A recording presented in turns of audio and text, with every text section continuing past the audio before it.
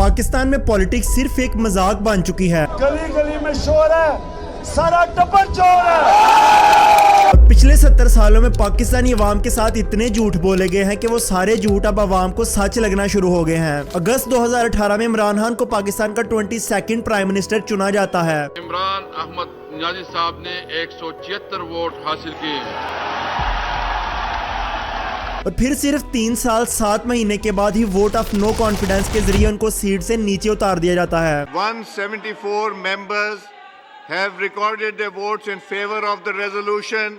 हमारे मुल्क की 70 साल तारीख में कोई एक भी प्राइम मिनिस्टर ऐसा नहीं गुजरा जिसने अपना 5 साल टेन्योर पूरा किया हो। फरवरी 1997 नवाज शरीफ 2/3 मेजोरिटी लेकर पाकिस्तान के प्राइम मिनिस्टर बनते हैं और फिर सिर्फ 2 साल 10 महीने के बाद ही मिलिट्री डिक्टेटरशिप के जरिए उनकी गवर्नमेंट को भी खत्म कर दिया जाता है। Dear brothers and sisters, your armed forces have never and shall never let you down.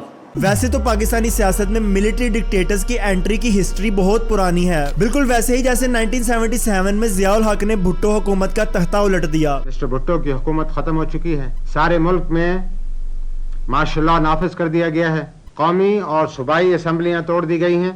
और इन इलेक्शन से पहले हर कैंडिडेट पब्लिक के सामने कुछ वादे करता है, जैसे मैं तुम्हारे सारे मसले हल कर दूंगा, लेकिन ये दूसरा कैंडिडेट तो कुछ नहीं करेगा जबकि मैं तुम्हारा पक्का साथी हूँ। जबकि रियलिटी ये है कि अभी तक कोई भी पॉलिटिशियन 5 साल के लिए अपनी कुर्सी भी नहीं बचा सका, तो ये तुम्हारे लिए तो क्या ही कुछ करेंगे। और इन इलेक्शंस की एडवर्टाइजमेंट करता है हमारा ये मीडिया। हर न्यूज चैनल पे 1 घंटे के बाद नया प्रोग्राम आएगा और वही पुरानी घिसी पिटी डिबेट्स होंगी। क्या आप जानते हैं कि इन टॉक शोज पर अप्रोक्सीमेटली 72% सिर्फ पॉलिटिक्स पे बात की जाती है, जबकि फाइनेंशियल, एजुकेशन, हेल्थ और इकोनॉमी पर शायद ही आपको कोई प्रोग्राम नजर आएगा। यहाँ पर हर न्यूज चैनल को पब्लिक के सामने सिर्फ अपना नैरेटिव सेल करना है। और इन्हीं सारे फैक्ट्स एंड फिगर्स के साथ इस वीडियो में मैं एक्सप्लेन करूंगा dark reality of Pakistani politics.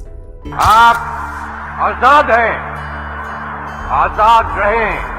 Pakistan बनने के सिर्फ 1 साल के बाद ही कायद-ए-आज़म मोहम्मद अली जिन्ना की डेथ हो जाती है और उनकी डेथ भी एक कॉन्स्पिरेसी बन जाती है। कुछ लोग ये कहते हैं कि कायद-ए-आज़म की डेथ एक नेचुरल तरीके से हुई थी, जबकि कुछ लोग ये भी मानते हैं कि कायद-ए-आज़म का मर्डर किया गया था। इस मिस्ट्री को सॉल्व करने के लिए जो भी कमीशन बनाया गया उसका रिजल्ट कभी सामने ही नहीं लाया गया। और सिर्फ यही नहीं, 9 जुलाई 1967 को इनकी बहन फातिमा जिन्ना की भी अचानक डेथ हो जाती है। और इस डेथ में अजीब बात यह थी कि मादरे मिल्लत फातिमा जिन्ना का आखिरी दीदार भी किसी को नहीं करवाया गया। और ये बात सुनकर शायद आप हैरान हो जाएंगे कि फातिमा जिन्ना का आखिरी दीदार के लिए जो लोग भी उनके पास जाते उन पर आंसू गैस की शेलिंग की जाती। फातिमा जिन्ना के जनाजे में 6 लाख से ज्यादा लोग शामिल थे और इनमें से एक लोगों का ग्रुप उनके आखिरी दीदार के लिए मैयत के पास जाता है, जबकि सिक्योरिटी की तरफ से उनको उधर रोक दिया जाता है। जबकि इतने में ही वहां पर गैर संजीदा हालात पैदा हो जाते हैं और पुलिस की तरफ से अवाम पर लाठी चार्ज किया जाता है और इसके बदले में एक शहरी वहां पर अपनी जान गंवा देता है। यहाँ पर यह भी कहा जाता है कि एक महसूस तबके को फातिमा जिन्ना पसंद नहीं थी और ना ही वो तबका पावर फातिमा जिन्ना के हाथों में देना चाहता था। इस एप्लीकेशन में मेंशन किया जाता है कि 7 जुलाई 1967 को फातिमा जिन्ना को एक शादी अटेंड करते हुए देखा गया था और लोग ये बताते हैं कि उस वक्त उनकी हेल्थ बिल्कुल ठीक थी, लेकिन ठीक 2 दिन के बाद 9 जुलाई 1967 को ये खबर आती है कि फातिमा जिन्ना का अचानक इंतकाल हो गया है। लेकिन बाद में कुछ ऐसी बातें भी सामने आई जिन बातों ने लोगों को हैरान कर दिया। जिन लोगों ने फातिमा जिन्ना को गुस्ल दिया था, उन गुस्ल देने वाले चंद लोगों ने यह बताया कि फातिमा जिन्ना की बॉडी पर कुछ वाउंड थे और स्पेसिफिकली स्टमक पर एक प्रोमिनेंट वाउंड नजर आ रहा था। लेकिन जब इन्हीं लोगों ने ये बातें एडमिनिस्ट्रेशन को बताए तो उनकी बात को सुना ही नहीं गया और उनकी बात को कंसीडर ही नहीं किया गया और इस तरह फातिमा जिन्ना की डेथ को भी एक मिस्ट्री बना दिया गया जो आज तक कभी सॉल्व नहीं की गई। अक्टूबर 1951 पाकिस्तान के पहले सिटिंग प्राइम मिनिस्टर को असैसिनेट कर दिया गया। लियाकत अली खान को रावलपिंडी में जलसे से खिताब करते हुए 2 गोलियां मारी गई और मारने वाले का नाम था साद अकबर, जिसको उसी वक्त पुलिस की तरफ से वहीं पे मार दिया गया। तो इस तरह इस केस की भी फर्दर इन्वेस्टिगेशन हो ही नहीं पाई और ये पता ही नहीं लगा कि लियाकत अली खान के कत्ल का मास्टरमाइंड कौन था। और सिर्फ यही नहीं, 27 दिसंबर 2007 को 2 time sitting prime minister Benazir Bhutto को भी इस तरह असैसिनेट कर दिया गया। और अब ये जानते हैं कि पाकिस्तान के 70 साल जनरल इलेक्शंस में पॉलिटिकल पार्टीज को कितनी लेवल प्लेइंग फील्ड मिली थी। 7 दिसंबर 1970 यानी पाकिस्तान बनने के 23 साल के बाद पाकिस्तान में पहले जनरल इलेक्शंस होते हैं। इन इलेक्शन में मेजरली कंपटीशन कंपटीशन था west Pakistan based people party और ईस्ट पाकिस्तान बेस्ड अवामी लीग के दरमियान। इस इलेक्शन में 300 हल्के बनाए जाते हैं, यानी 2/3 मेजोरिटी जिसे मिलेगी वो बनाएगा पाकिस्तान में पहली government. East Pakistan based Awami League के सरबराह थे शेख मुजीब, जबकि west Pakistan based peoples party के सरबराह थे जुल्फिकार अली भुट्टो। लेकिन बात इतनी सीधी नहीं थी दोस्तों। पाकिस्तान में इलेक्शंस हो और थर्ड अंपायर की वफादारी को अपने साथ ना मिलाया जाए, ऐसा हो ही नहीं सकता। और इन इलेक्शन में एस्टेब्लिशमेंट का दस्ते शफकत जुल्फिकार अली भुट्टो के सर पर कायम थी। और फिर इलेक्शन होते हैं और शेख मुजीब ये इलेक्शन जीत जाते हैं। अवामी लीग को मिलती हैं 160 सीट्स, जबकि पीपल पार्टी के हाथ में सिर्फ 81 सीट्स आती हैं। अब देखा जाए तो गवर्नमेंट बनाने के हकदार अवामी लीग यानी शेख मुजीब थे, लेकिन ऐसा नहीं होता। एस्टेब्लिशमेंट और पीपल पार्टी ईस्ट पाकिस्तान की किसी भी पार्टी को पावर में नहीं लाना चाहते थे, क्योंकि ईस्ट पाकिस्तान के साथ हमारी एस्टेब्लिशमेंट और पॉलिटिशियंस का सलूक पहले दिन से ही एक सौतन वाला था। दोस्तों, ईस्ट पाकिस्तान की पॉपुलेशन टोटल पाकिस्तान का 40% थी, जबकि उनके हाथ में हमेशा 20% बजट आता था। और यही सारी चीजें आखिर में इंडिया की इन्वॉल्वमेंट का रीजन बनती हैं। फिर भुट्टो ये नारा लगाते हैं कि उधर तुम इधर हम, और ऐसे एक पब्लिकली इलेक्टेड मैंडेट को पावर में नहीं लाया जाता और मुल्क का बंटवारा हो जाता है और पाकिस्तान 2 टुकड़ों में तकसीम हो जाता है। और अगर सेपरेशन की बात की जाए तो इसकी जिम्मेदारी सिर्फ भुट्टो याहिया पर ही नहीं बल्कि उन सारे लोगों पर भी लगेगी जिन्होंने बंगाली को दबाया और उनसे नफरत का बीज बोया था। और इसका रिजल्ट ये हुआ कि पाकिस्तान 2 टुकड़ों में तकसीम हो गया। ईस्ट पाकिस्तान को बांग्लादेश का नाम दे दिया गया। और अब चलते हैं 7 मार्च 1977 यानी पाकिस्तान के दूसरे जनरल इलेक्शन की तरफ। इन इलेक्शन को 1978 में होना था, लेकिन जुल्फिकार अली भुट्टो ने 1 साल पहले ही इलेक्शन कॉल दे दी, क्योंकि जुल्फिकार अली भुट्टो को यह लगता था कि अगर अभी इलेक्शन हो जाए तो मैं दोबारा प्राइम मिनिस्टर बन सकता हूं और ये इलेक्शन कॉल देने के लिए बेस्ट टाइम है।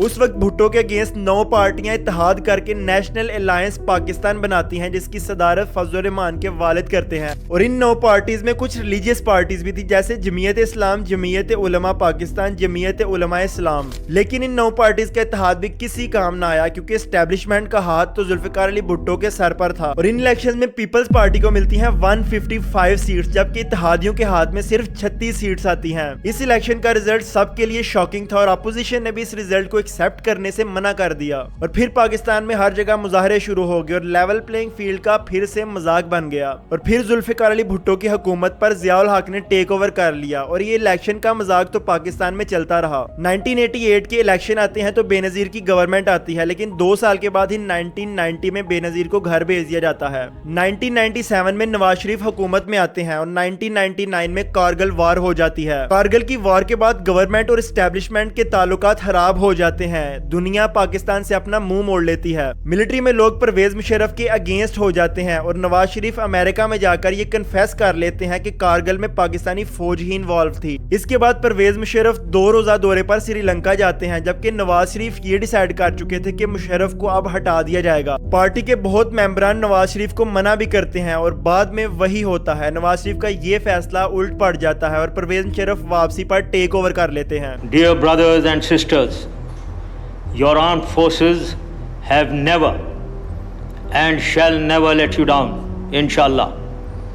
We shall preserve the integrity and sovereignty of our country to the last drop of our blood.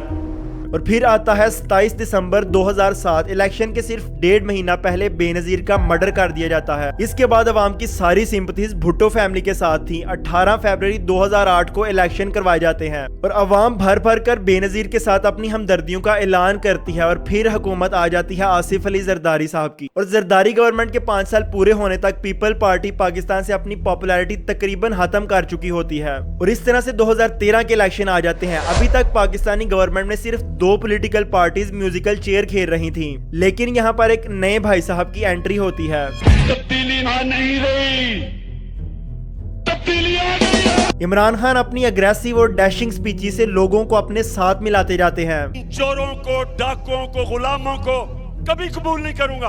और फिर आता है 11 मई 2013 यानी इलेक्शन का दिन। एस्टेब्लिशमेंट का हाथ नवाज शरीफ के सर पर कायम था और इस तरह फिर नवाज शरीफ 166 सीट लेकर कामयाब हो जाते हैं। पीपल पार्टी के हाथ में आती हैं 42, जबकि पीटीआई को सिर्फ 35 सीट मिलती हैं। लेकिन इमरान खान इस रिजल्ट को एक्सेप्ट करने से मना कर देते हैं और पार्टी और कारकुनान को लेकर सड़कों पर निकल आते हैं। और फिर मुल्क की तारीख का सबसे लंबा चलने वाला धरना स्टार्ट होता है, जो कि 126 रोज चलता है। और फिर 16 दिसंबर 2014 को मुल्क की तारीख का भयानक तरीन टेररिस्ट अटैक होता है और इस अटैक में निशाना बनते हैं मासूम बच्चे और फीमेल टीचर्स। और इस टेररिस्ट अटैक के बाद पूरा मुल्क एक प्लेटफॉर्म पर जमा हो जाता है और इस तरह इमरान खान ये धरना खत्म कर देते हैं कि जो आज पाकिस्तान के हालात हैं, हमें धरना खत्म करना पड़ेगा।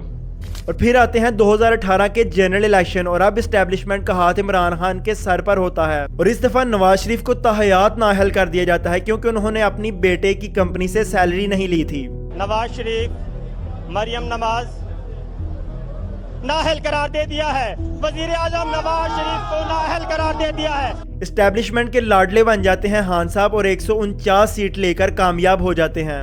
उम्मीदवारों की बोलियां लगती हैं, प्राइवेट जेट में सैर करवाई जाती है और इस तरह सीट्स पूरी हो जाती हैं और फिर इमरान खान पाकिस्तान के 21वें प्राइम मिनिस्टर बन जाते हैं। और उस वक्त इन इलेक्शन को पाकिस्तान का सबसे अनफेयर इलेक्शन भी कहा जाता है जिसमें लेवल प्लेइंग फील्ड का तो सवाल ही पैदा नहीं होता। और फिर बारी आती है 2024 वाले जनरल इलेक्शन की और ये इलेक्शन मोस्ट रिसेंट टाइम्स में हुए थे और इनके बारे में आप भी बहुत कुछ जानते हैं। और इन इलेक्शन के फ्री एंड फेयर होने पर मैं बस एक जुमला कहूंगा, आर यू कॉमेडी मी?